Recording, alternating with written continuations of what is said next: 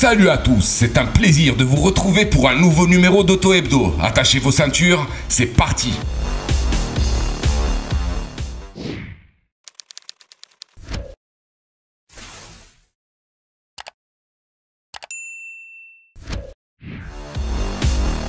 L'AIVAM, association des importateurs de véhicules au Maroc, a rendu public ce 7 janvier à Casablanca les statistiques annuelles relatives au marché automobile du neuf. Sur fond de pandémie, de crise sanitaire, les ventes de véhicules particuliers et de véhicules utilitaires légers se sont contractées de 19,65%. Au total, 133 308 véhicules ont été écoulés contre 165 918 un an plus tôt.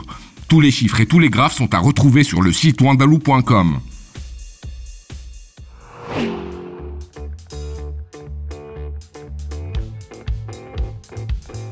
L'Opel Mokka-i poursuit sa moisson de prix. Le SUV compact 100% électrique de la marque Oblitz vient en effet de remporter le Connected Car Award 2020, attribué par les lecteurs du magazine allemand spécialisé Autobild. Une distinction technologique que le Mokka-i doit à sa planche de bord 100% numérique, à son système d'infodivertissement Pure Panel ou encore au service Opel Connect qui lui permet d'offrir la Live Navigation. Dans la famille Opel, d'autres modèles ont remporté cette distinction avant lui. Il s'agit de la Corsa, de l'Insignia et du Vivaro.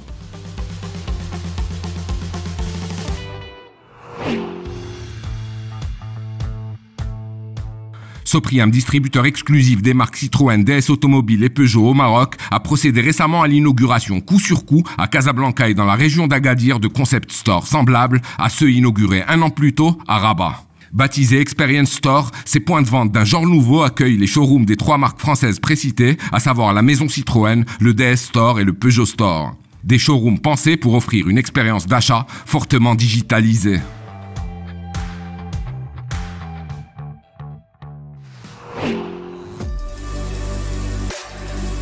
Les actionnaires des groupes PSA et FCA ont voté le 4 janvier dernier en faveur de la fusion de ces deux entités. Le score est sans appel, plus de 99% de votes pour. Cette fusion, qui doit être officialisée le 16 janvier, donnera naissance au groupe Stellantis, futur numéro 4 de l'industrie automobile mondiale. Nous y reviendrons alors plus en détail.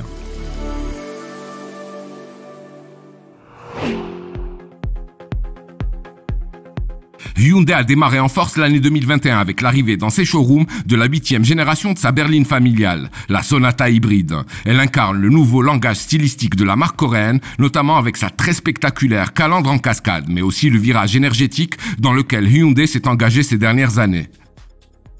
Animé par un 4 cylindres essence 2 litres GDI de 152 chevaux et par un moteur électrique de 43 chevaux, la Sonata développe une puissance combinée de 195 chevaux. Plus d'infos sur le site wandalou.com.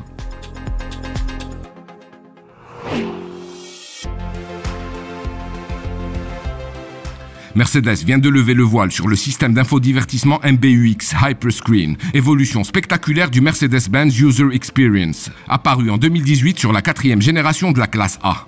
L'Hyperscreen sera étraîné par la future limousine 100% électrique de la marque, le QS, dont la commercialisation est prévue en 2022. Au programme, intelligence artificielle beaucoup plus évoluée qui apprend désormais à connaître les passagers afin d'anticiper leurs désirs et 3 écrans juxtaposés contre 2 précédemment, qui couvrent quasiment toute la largeur de la planche de bord.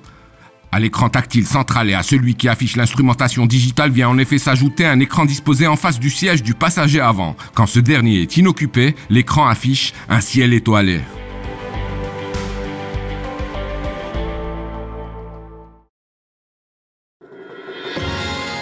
À très vite sur wandalou.com.